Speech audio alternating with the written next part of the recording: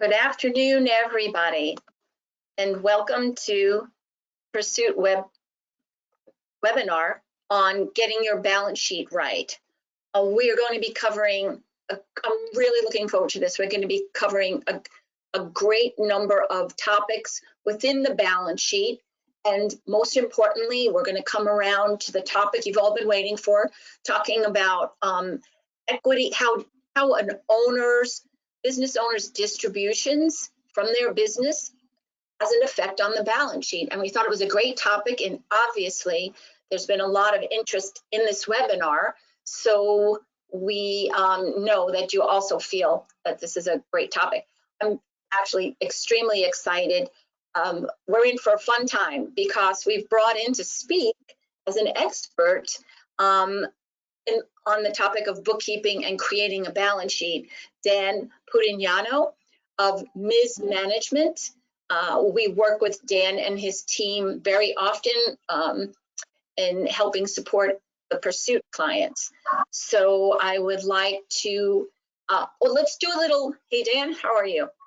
Hey, good. Hi. Good to have you on board. Thank you. Let's do a little housekeeping, and that is we have a great number of attendees today, so everybody is going to stay on mute, but please add in the chat box your questions, and I will be curating them. We are going to save them for the end. We want to make sure we get you all that great material. It'll probably take us about 30 minutes, and then we will stay on as long as you need us to answer all of your questions. So please stay with us. For those of you who are not familiar, maybe this is your first time with a Pursuit webinar. So my name is Carol O'Connell, and I will be moderating Dan's presentation, and I'll be speaking from the Pursuit perspective. Pursuit, we are community-based lenders. We've been around 65 years. We rebranded under this fabulous name earlier in 2020.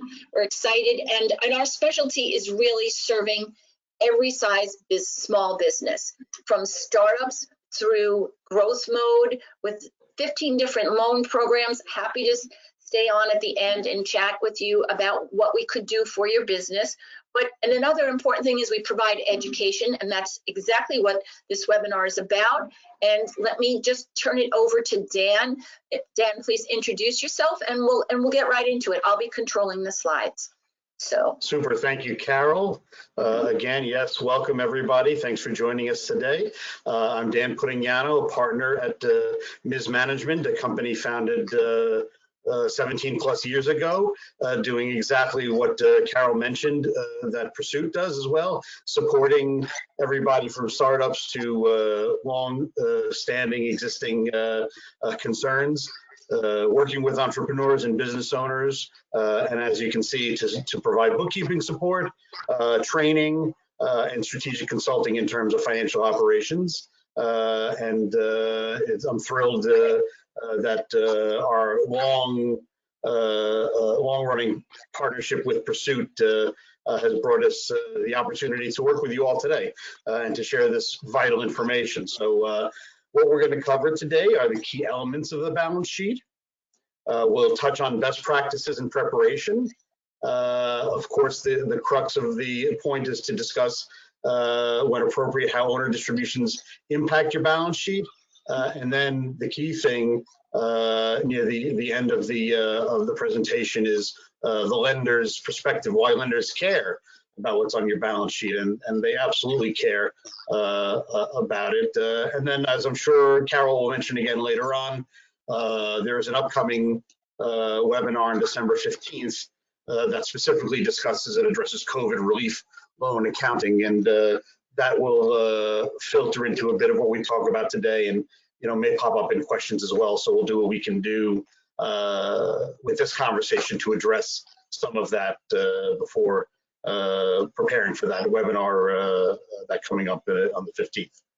Great. Yes, exactly. So we're viewing this today as a broader overview of that balance sheet and why it's important. Can't emphasize enough, regardless of the size of your business, yes, you do need a balance sheet, and by the end, you'll realize why you do. Okay, Dan, why don't you take it away? Mhm. Thank you, Carol. We're gonna start really with the basic information of understanding the financials, the financial statements that business owners may be using, or at some point will be asked to use for various reasons. And to really get down to the nuts and bolts of it, the bottom line, I want everybody who's listening today, if you are taking notes, kudos. Jot down these 5 letters, and it's an acronym. It's ALORE, ALORE, and this takes me back to Accounting 101. Some of us, me included, slept through it the first time, but then I had to do it again because it was really important when I came back to this. ALORE, ALORE, and that is the 5 different types of transactions, of financial transactions that flow through your business from its existence until its future, whatever its destination may be. And ALORE, ALORE, stands for assets, liabilities, owner's equity, revenue, and expenses. And if you did write these 5 things down, again, I'll say it: assets, liabilities, owner's equity, revenue, and expenses. Draw a little line between the O and the R that separates the two, and you'll understand in a second why. From these 5 types of transactions that are what flows through your business at all times, this is how we are able to get our financial reporting. ALO, that's the assets, liabilities, and owner equity. We'll get to that in a minute. RE, that's your revenue and expenses. That's the first thing on this list here. That's your income statement, also known as your profit and loss. And what is that doing? Just for quick definitions, that is showing you the business activity in terms of revenues received and expenses that were spent in a specific time period. In that way, you look at P&Ls based on the time period you need to measure. If it's for income tax purposes, then it's whatever your fiscal year is, and for most people that's the calendar year. But if you're looking at it from a perspective of comparing sales trends, looking at the seasonality of a business, then you can look at a month, a quarter, the entire year, compare year over year. But again, it's all about the activity that happened in that time frame. Before that time frame, that you're looking at, there's no carryover or beginning. There's the beginning of this of your revenues and expenses that you're looking at on an income statement. 0 is at the beginning of that period, and then whatever has happened in that period is what's calculated. The A, the L, the O, assets, liabilities, and owner's equity are what make up your balance sheet. So from those 5 categories that we discussed, the top 3 are what make up your balance sheet. The bottom 2 are what make up your income statement. We're going to dig deeper into balance sheets in a minute, but just a quick explanation is that your balance sheet is a snapshot. Whenever you take it, you don't ever take it for a time period. You take it for as of a certain date. And it's as a snapshot for the value of the values that are represented in your company based on the value of assets, the value of liability, and the value of owner's equity. And we'll see later on how those values, when being compared to each other and interacting with each other, are useful. Of course, the other thing that's important to understand about this is that how you as the owner interact with the business, whether you've had to invest money to get it started or later on in its life requires investment, or if you have partners in the business or different interactions as owners, that's also what's captured there on that balance sheet. So all those different pieces are interrelate and are looked at in different ways. The cash flow statement, the last one, is probably the thing that is most useful for the financial operations of your business, because it's really taking the combination of the two, really all about you having your revenue and your expenses how do they interact with your assets and liabilities? How does it show you how I have this much money, I'm going to receive this much, I'm going to have to spend this much, what am I going to have left?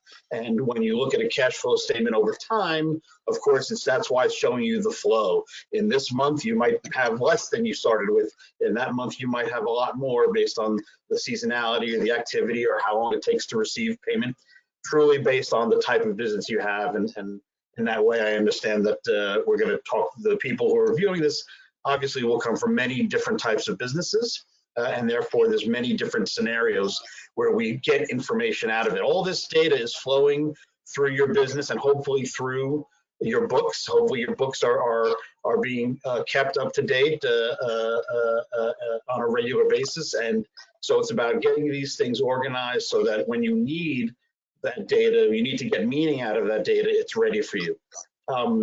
Right. So, good. Yeah. Perfect. That's Dan. That's a perfect summary. Why we thought this is a great topic for this time of year. So if you're going to look at a balance sheet from a lender's perspective, Pursuit, if you're in search of working capital or some kind of funding, you're going to be asked about a balance sheet, a snapshot in time. But we do understand there's a lot of small business owners, sole proprietors out there that maybe file Schedule C tax returns and really never get the chance to create a balance sheet. And that's what we're going to, Dan's going to cover starting with this simple equation. Exactly. So that's the point here is let's drill down to what the balance sheet is all about and hopefully bring everybody along that needs it. So the balance sheet equation that you're seeing here is just basically what it means, what is being balanced. Your total assets on the one side, and on the other side, your total liabilities plus your equity. Now, this is not something that has to be necessarily measured at all times, but again, because it's a snapshot, you take a snapshot when you're doing it. But it's all about that these things, all of these values, commingle into one. The total assets of your business, everything that you own. We'll talk more about these things in a minute, but the total assets in your business, they will always balance with the total liabilities, and whatever the difference is between your assets and your liabilities, that is what your equity is. We're getting more into real world circumstances as to how those numbers change as we move on into the next slides. Right, but I love this because as a numbers person, when somebody explains the value of their business, their assets, I always think of it in two ways. How did you get that asset? There's only two possible ways. You used your own money by investing, or you used your earnings of the business, or you borrowed from somebody else, and it always equals out. So as a numbers person, I like the simplicity of this. Thanks. Right. So good. So getting into more detail about what assets are, and more specifically, as just referring to what Carol was saying about how did they get here. We think of it in two basic categories of current assets and fixed assets. Current assets are the things, as you can see from the definition, most quickly convertible to cash. Generally speaking, on an operational day-to-day conversation, that's what as a business owner is paying attention to. What's my cash on hand? If I'm a business that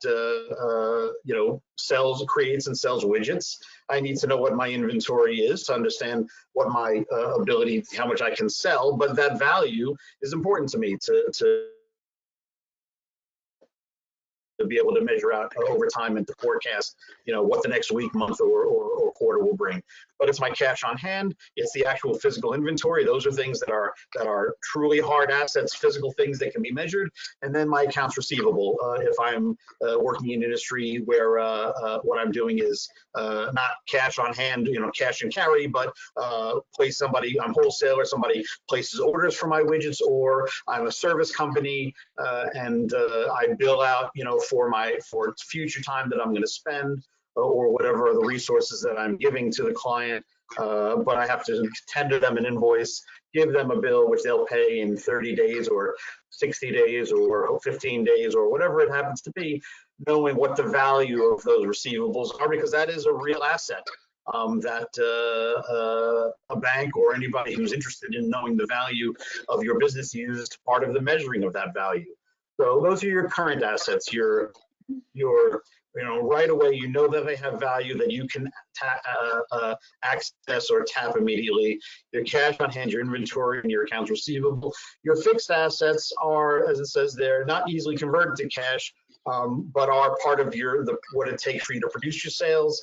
Let's say heavy equipment, or in the case of having an office space, furniture and fixtures, etc.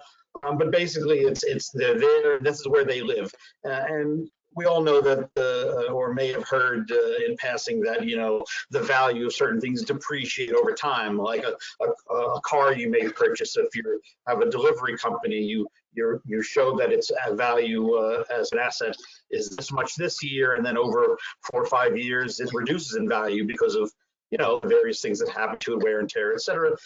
That, although those numbers are adjusted over time, that's where you see that adjustment happen, because where your assets show up is where you keep track of it. So on the other side of the assets, of course, the next slide shows then we're talking about our liabilities, right? Good. And again, it's 2 basic categories to consider them. Current liabilities. Now, this is all money that we owe. That's all the liabilities, very simply, is money that we owe. And so it's just a question of, do we have to pay it back right away, or is it something that's amortized over time? So expected to be paid within 1 year is the general concept for a current liability. That includes your accounts payable if you're paying for services to run your business, and you also have time with which to make those payments, then you're keeping track of. You might be managing them as accounts payable. Credit card balances, and that's obviously for running a business. We know a constant flow of needing to use that credit card where you're borrowing for 30 days and then paying back, whether it's a minimum that's required or you in a position where you pay back the whole balance. It's still where that activity has happened. You show that liability at some point. If you have a line of credit with your bank, let's say, or another lending institution, or if you owe taxes, sales tax is a common need where you're building up for paying it on a quarterly basis, or if payroll taxes can be part of that. Any taxes that are payable where you have a time frame within which to pay, but you don't pay as soon as it happens, then that's where they will land under that category. And then your long-term liabilities are things like if you get a major loan for equipment and that has a larger 10-year, let's say, time to repay. Something that is very germane to our current state is relief loans coming from state, local, or the federal government. Those are, as you may have heard or are aware of, they're can be as far as 30 years out. And then any other term of debt that again that falls outside of that current liability measurement. Right. So just taking a pause here, related to the COVID situation and the benefit that both the federal and state and city levels had towards providing some form of relief loans for small businesses. This may be the first time, perhaps, members of the audience, where in fact, you are going to be required. This is where the importance of a balance sheet comes in handy.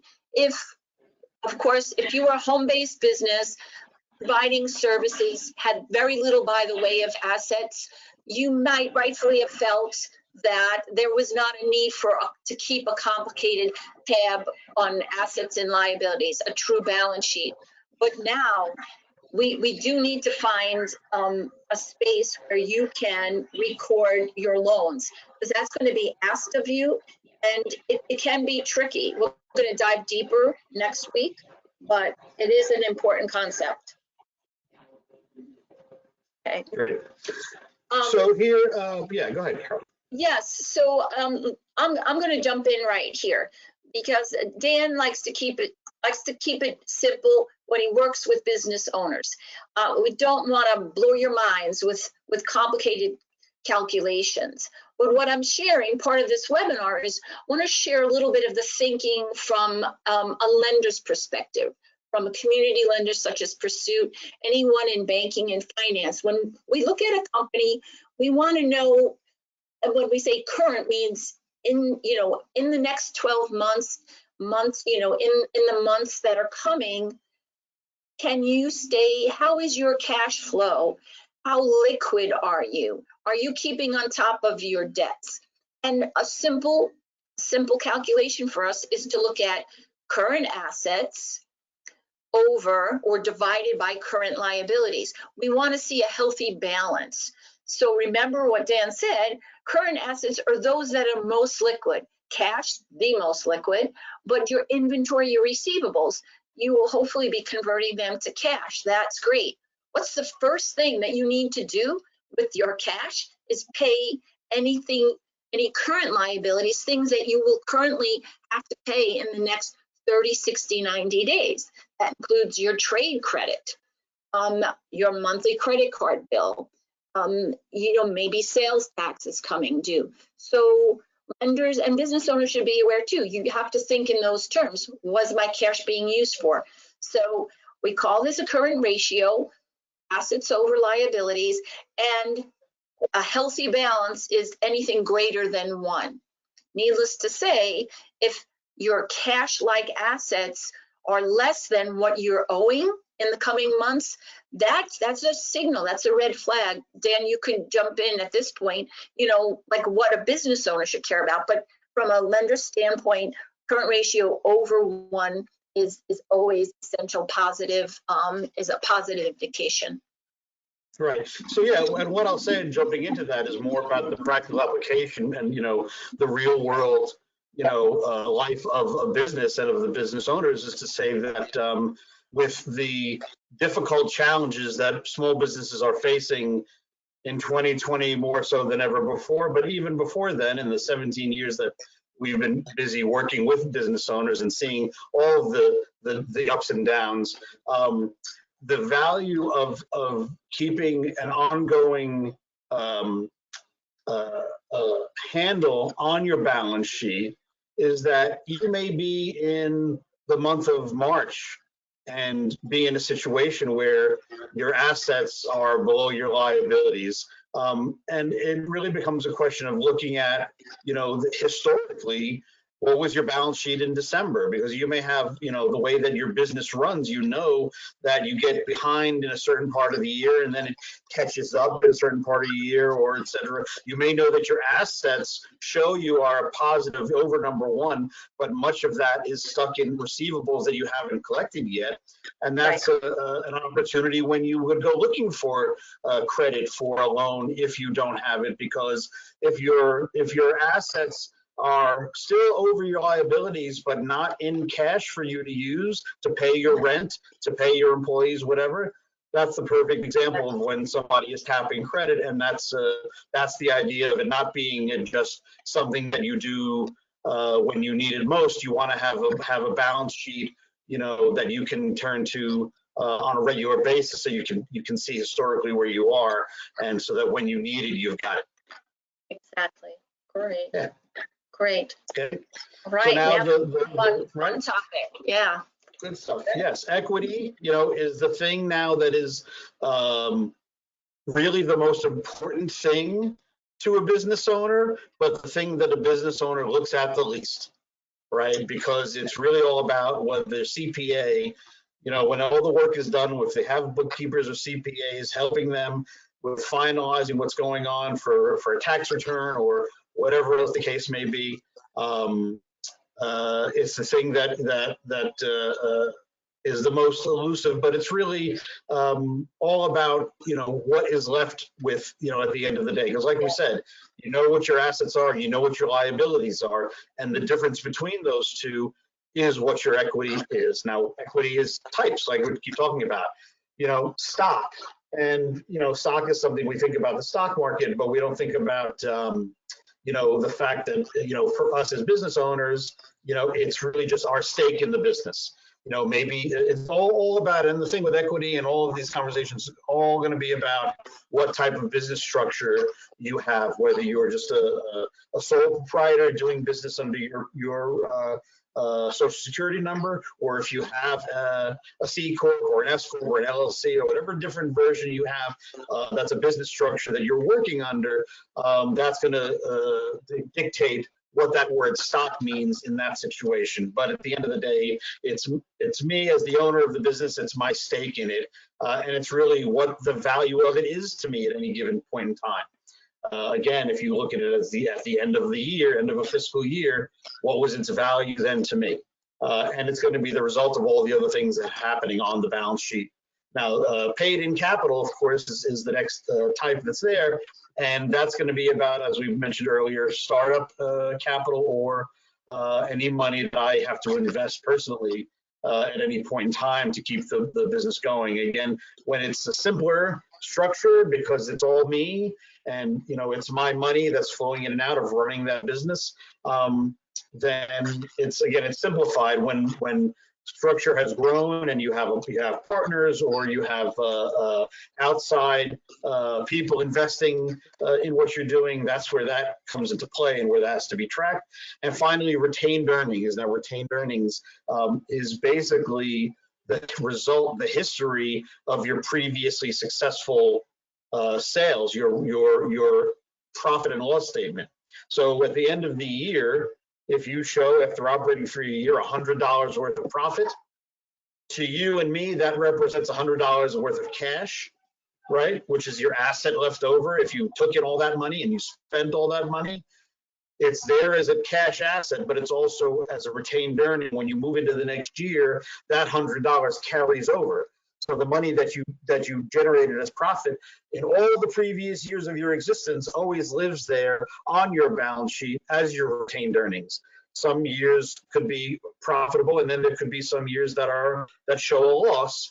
That's a normal thing that people go through, that businesses go through when they've been around for a long time, of course. And in that way, that retained earnings number can be affected up or down. But that's the key component to understand, that it is an ongoing capture of previous years' income. And as you can see there, it's also affected by distributions. Now that depends on how distributions are tracked.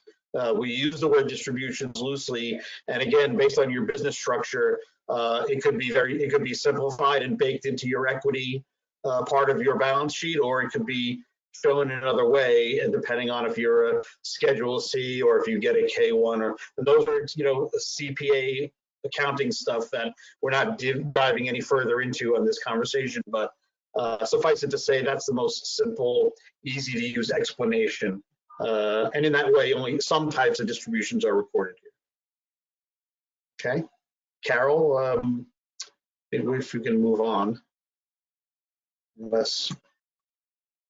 Are you there, Carol? All right, I think we might have had a break. Okay.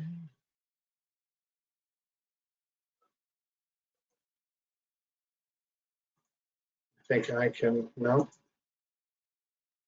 that's not what I want.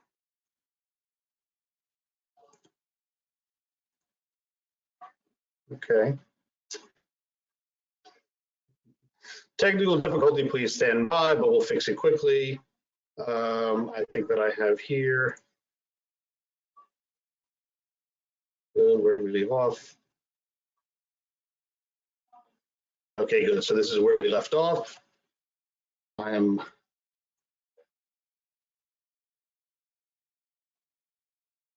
show my screen.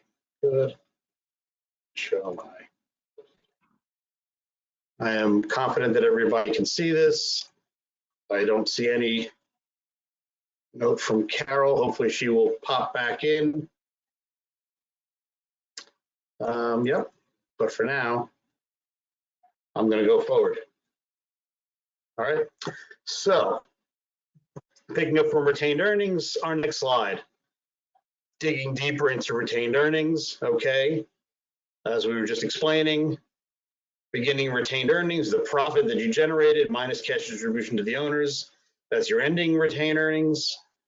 So on this case, this example, $39,000 as of January 1, which is, we're saying was the profit from the previous year.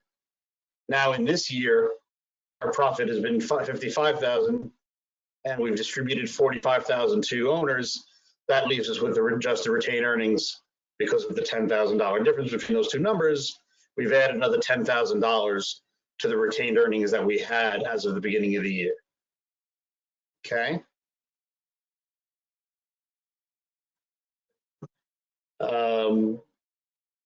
I certainly would hope that we have Carol come back here soon.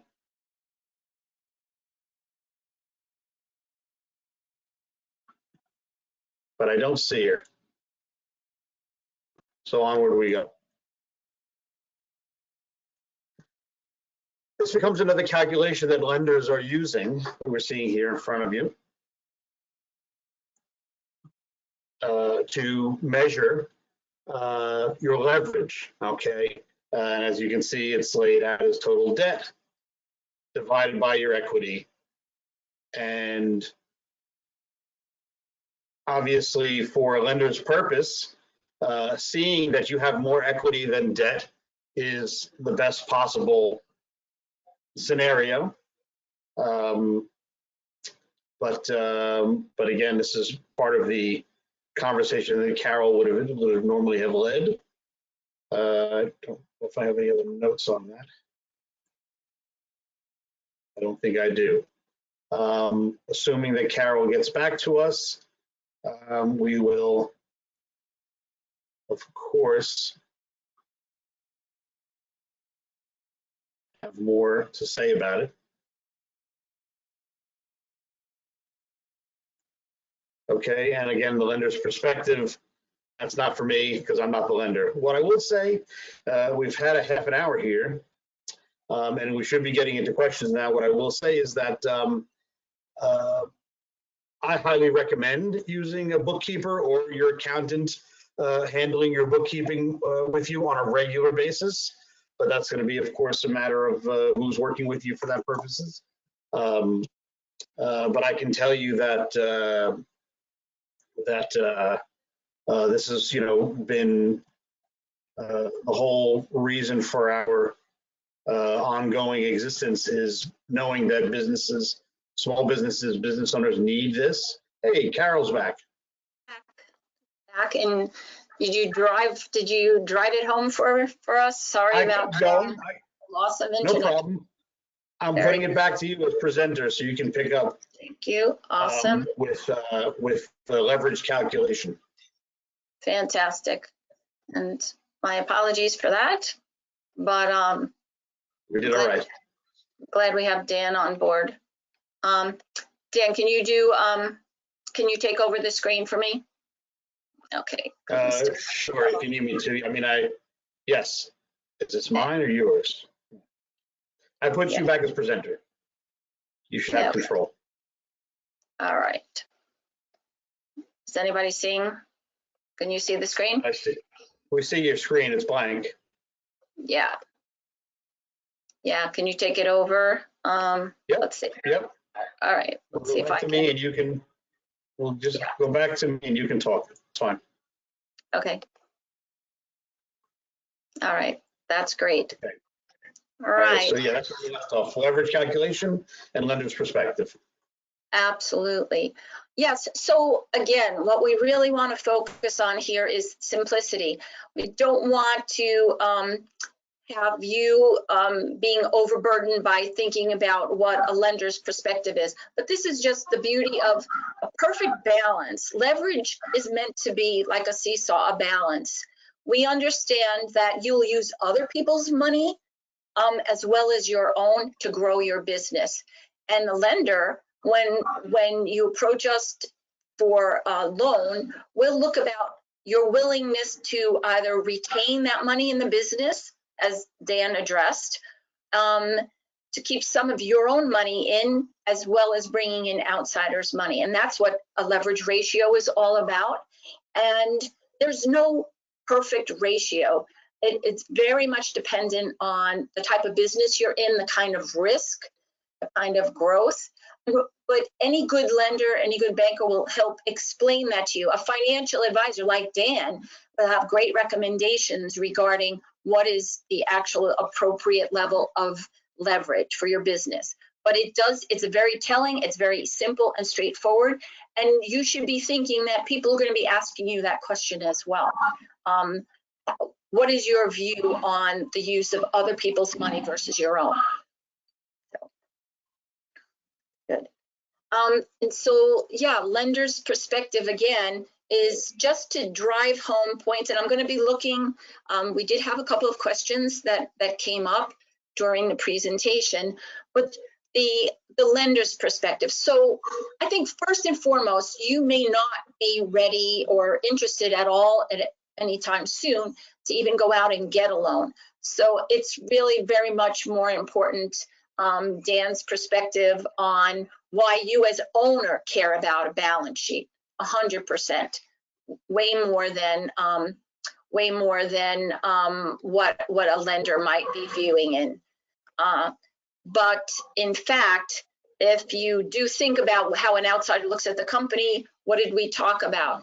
The current liquidity. So a current ratio, how is that mix of current cash-like assets versus your current liabilities you'll have to pay out? Immediate liquidity, you should care about it. Lenders care about it as well. The second thing that we care about is retained earnings. Your business is earning money, fantastic. You are in business to support yourself. We understand distributions, and that's a lot of what this presentation was about, distributions. You need money from your business to support you, your family, your lifestyle, etc. But your ability to retain some of that money goes towards, again, where you want to take the company. And it does say something. For a business that is required personally to draw every dollar of profit out of the business, that is a reflection on to a lender about maybe your commitment to the business and your mix of your money versus outside money. And then leverage ratio again is your use of outside borrowings. So let's see if we have any questions. Dan, are you, let's see. Can you share the last page of your? Yeah, sure. The last connection. That? Exactly. Okay. Yep. You can see questions there, yeah? Yes, I'm looking at questions now, and let's see. In chats. All right. If anybody is interested in putting in any more chat questions, if you could resend them. Looks like there was a reset. Dan, do you some of your views on what the challenges are going to be for this coming year in terms of filing tax returns and kind of getting this right? And another question is, do you have to be an accountant to be able to put together a balance sheet? Are there simple ways to do that? Do you use an Excel sheet? Like, what kind of software do you recommend out there in terms of, sure. Yeah, okay, sure. Well, yeah, it's all speaks to the simplicity or conversely the complexity of what you're doing.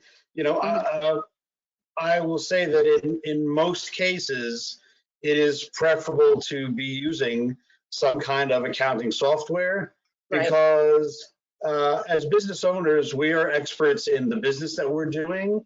It's hard to be an expert in everything, although that is what, being a startup business owner or entrepreneur is. You're wearing all the different hats. It can get very tricky very quickly as to what kind of transactions, are, constitute where they really belong in an accounting system. And that's why having an accounting professional review with you what you're doing, or obviously in many cases having somebody in the company that does it to keep everything organized. It's, that's why there is such a universal need and use of programs such as QuickBooks, whether it's online or desktop versions, and there's many other accounting programs out there. Using Excel is fine for simply tracking things, but when it comes to, like I said, the things that relate to the balance sheet, beyond your cash on hand, it gets tricky, and it's much better to have a system that understands, and somebody who manages that system that understands where everything belongs and how to do it right. Right. Yeah. So, but it doesn't necessarily have to be it doesn't have to be inexpensive. So we did have, just wrapping up, let me go through a couple of the questions. Yeah, I can see them too, so we can see questions. Great. So, so in construction, so it's a construction business? Mm-hmm. Yeah, so in general, and I'll say that the question is from Brenda, in construction, is there a certain value of a piece of equipment or tools that should be included as an asset? In general, when you're purchasing equipment, if it costs more than $2,000, most CPAs will instruct you to keep it on your balance sheet as an asset. That will be, the value will be reduced over time, and there are formulas for that based on what it is, whether it's something unique to construction, et cetera, et cetera. There are times, this is again why we always defer to the CPA and why they're so important.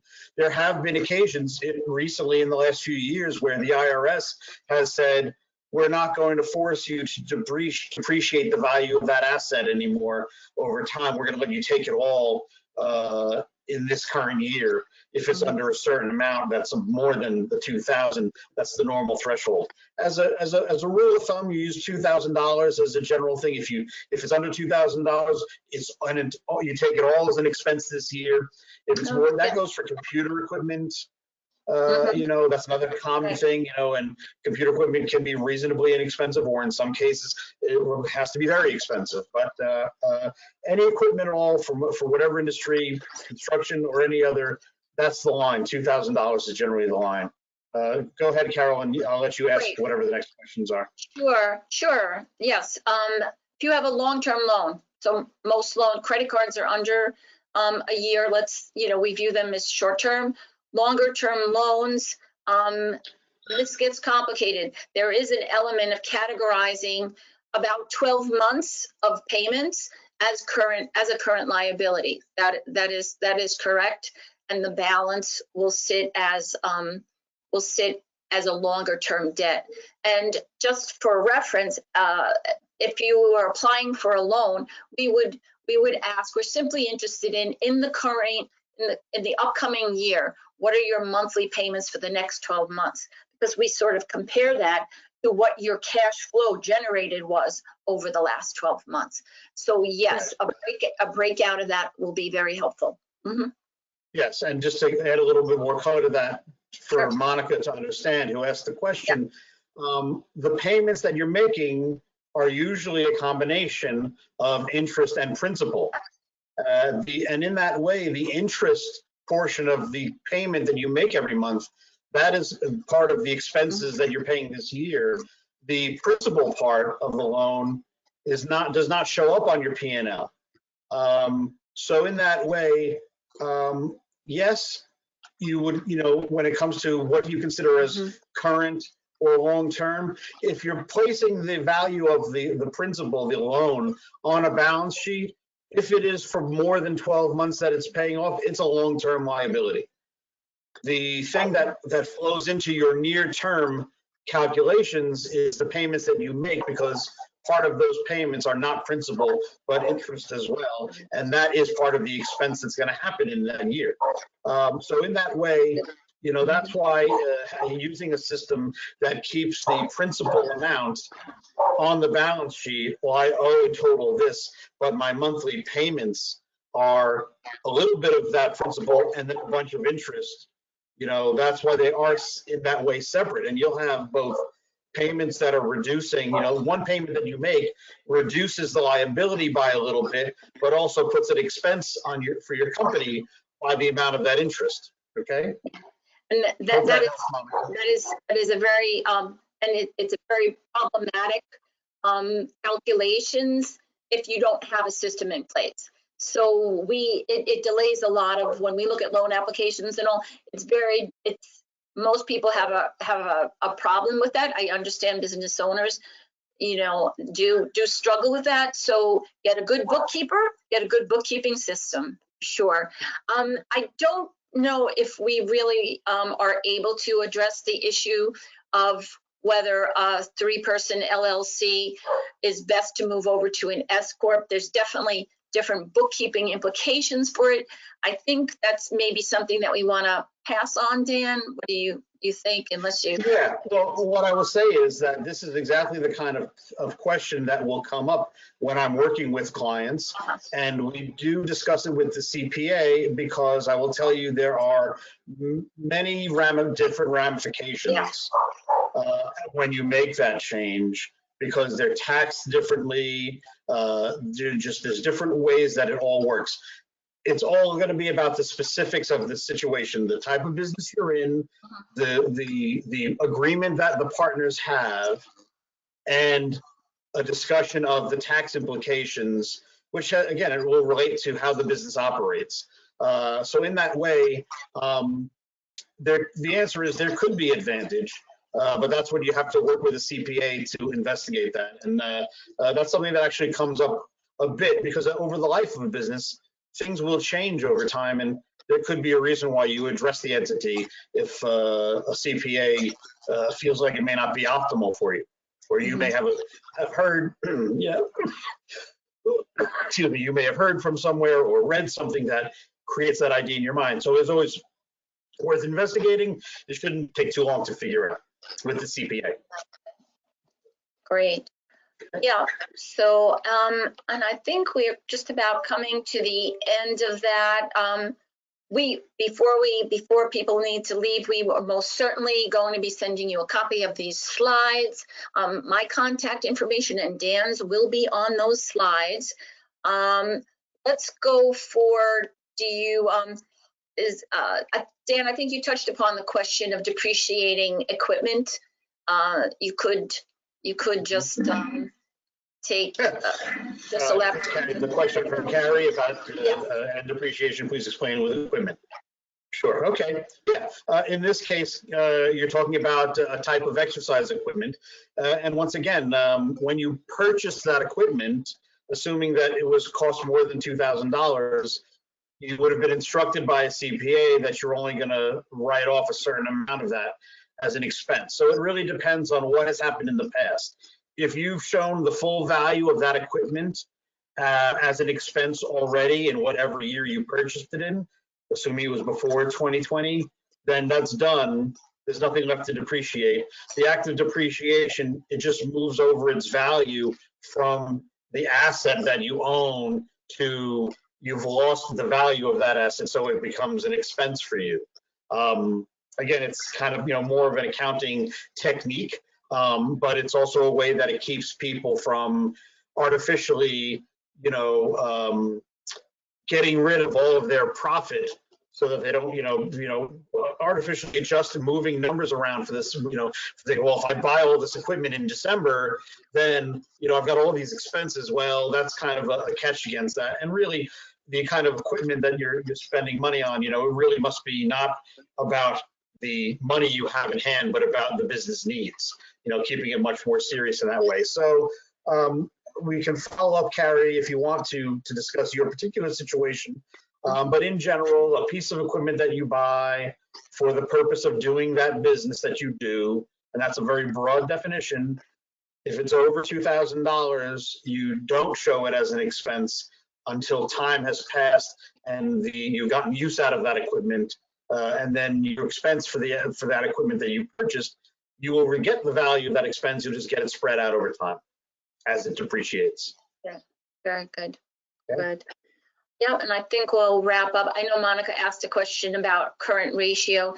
Current ratio, talking about, does that include 12 months of payments?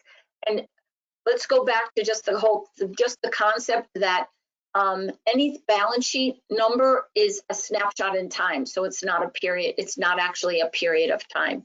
So that, I don't know if that helps, but Dan is showing that calculation. It's the snapshot, it's what your current liabilities are showing at that time. Right. And so, and for that calculation, it's not about the payments, because again, the payments are a combination of the principal and the interest. It's about at that given time, what's the amount that you still owe. You know, you always see on credit card statements or in emails, et cetera, well, here's a trick that will get you to, you know, pay your credit down quicker. You know, the payments that you make, let's say on a piece of equipment, it costs $10,000, but I got a loan, right, to pay for it now. Well, I'm going to end up paying $20,000 for that piece of equipment, because not only did I pay back the $10,000 of the principal of the loan, but I paid $10,000 worth of interest over 20 years or whatever it happens to be.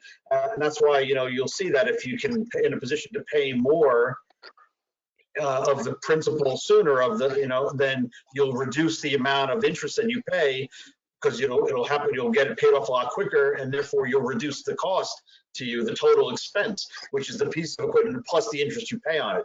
So in terms of calculating your ratio, you're not talking about the 12 months of payments, because that's including the interest that you might pay. You're only talking about what's the total principal that I owe as of that time period.